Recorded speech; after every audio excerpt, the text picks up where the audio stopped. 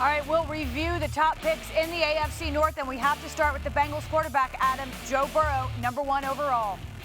Wendy, one day before the draft, the Bengals president Mike Brown sent Joe Burrow a letter welcoming him to Cincinnati and telling him he looks forward to winning championships together for years to come. Sent the Burrow family Bengals jerseys. He'll wear #9 right there. I think Burrow is already up to speed in the Bengals offense. He's been studying it. I think he looks poised to challenge for that starting job from day one on. Adam, the Browns already signed Jack Conklin as a big free agent, a tackle in the offseason, and then with their pick, they picked Alabama tackle Jedrick Wills, who actually played right tackle for Alabama, but protected that blind side of Tua Tagovailoa, so he can play either side, and some people had him as the top-rated tackle in this draft, Mel. The Baltimore Ravens, it was mocked all along. Patrick Queen's Ravens from day one, and they get him. He fell all the way down to that Raven pick. And here's a guy who can fly to the football. You talk about fast 4.5 speed, 6 foot, 229 pounder. You know, he's not a big guy, but he will stay away from blocks. They get in and out of traffic, and he can cover. Great range and a tremendous open field tackler.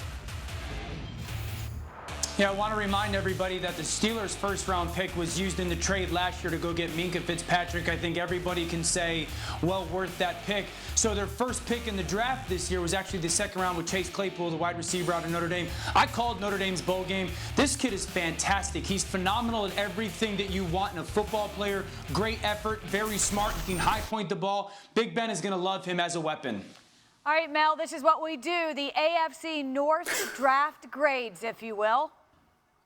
Rich get richer, Wendy. Baltimore Ravens GM Eric DeCosta nailed it. 5 offensive players, 5 defensive players came in via the draft. You look at the guys that they started out with Patrick Queen, but J.K. Dobbins is kind of that bonus pick, that tremendous running back to help Lamar Jackson, obviously with Mark Ingram, and obviously wide receiver being addressed there with Devin Duvernay, a slot guy, then trading back into the 6th round to get James Prochet. The Bengals, I think, are well on their way. They've been to a couple Super Bowls. I think they could get back there soon. I'm talking about 3 to 5 years from now. This is going to be the foundation for the Bengals with Joe Burrow, but T. Higgins was like a first-round pick, and Jonah Williams didn't even play the first-round pick last year. Browns did a solid job. Jedrick Wills, left tackle, and brought in Jack Conklin, all about helping out Baker Mayfield. And the Pittsburgh Steelers, I think Alex Highsmith will be the guy to watch there. Out of Charlotte, impressive pass rusher. They need an edge guy, obviously to work in unison with Watt. So I think he would be a player, fits what the Steelers like, coming off the edge, and he's a former walk-on with that Steeler mentality. All right, not bad for a division as a whole. Adam Schefter, what can you tell us about the way Joe Burrow has been preparing for this day?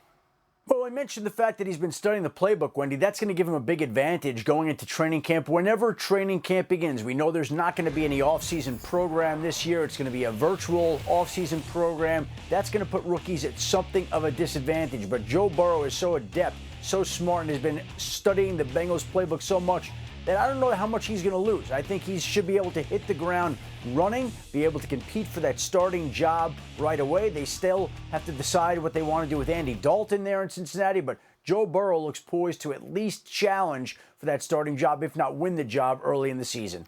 All right, Dan, the Ravens won that division by 6 games last year. In your opinion, has anyone closed that gap? Coming off that draft that the Ravens had, it's tough. I'm going to say yes, though. I think the whole division has closed the gap. I mean, Mel has talked glowingly about Cincinnati. Obviously, I think Joe Burrow is going to be an absolute rock star in the NFL, right? And then think about Cincinnati's offense. I mean, we're talking Auden Tate, who's a big boy. We're talking A.J. Green, who's a big boy. Now the addition of T. Higgins. Like, they've got some size on their offense that defenses, especially Baltimore, is going to have to contest with. I would say that Cleveland's has as good an offseason as anybody, not just the draft, but the offseason. Baker's been quiet. The addition of Conklin. You get Austin Hooper in free agency. They had a really strong draft. Delpit. So everybody in that division has really gotten good. Big Ben's coming back for Pittsburgh. I heard Big Ben can play a little bit still, and obviously the addition of a Chase Claypool. And so that division is going to be so good this year. Baltimore will be as good as they were last year, but I believe everybody in that division is going to be closer and stronger to them, Mort. Yeah, the Ravens have actually gotten scary to me, especially after this draft. But the Cleveland Browns, listen, we forget that Baker Mayfield made a big impression his rookie year. And then last year, things fell apart, but they fixed those offensive line with the 2 tackles we believe they have with Conklin, and then Wills is the first-round draft pick. And you take that team with Kevin Stefanski now coaching, I think that they are definitely a contender. But yes, and you just mentioned the X factor, Dan, Ben Roethlisberger. Will he come back throwing as well as he did before or better than ever? And that's the key to me. The gap is closed, but the Ravens still the team to beat. No question, Wart, the Steelers are always going to be there. But I think the Cleveland Browns just play football. Stop talking, be disciplined, be focused. But the Bengals, to me, are the team laying a great foundation there with Joe Burrow. But beyond that, getting Jonah Williams back to left tackle from the injury on the offensive line. They have pieces around the quarterback that help the defense in free agency and the draft. Watch out for the Bengals. I'd say 3 years down the road, this could be a real good team in the NFL, and they have a Super Bowl history. Maybe it'll be a Super Bowl 3 at some point in time with Joe Burrow under center.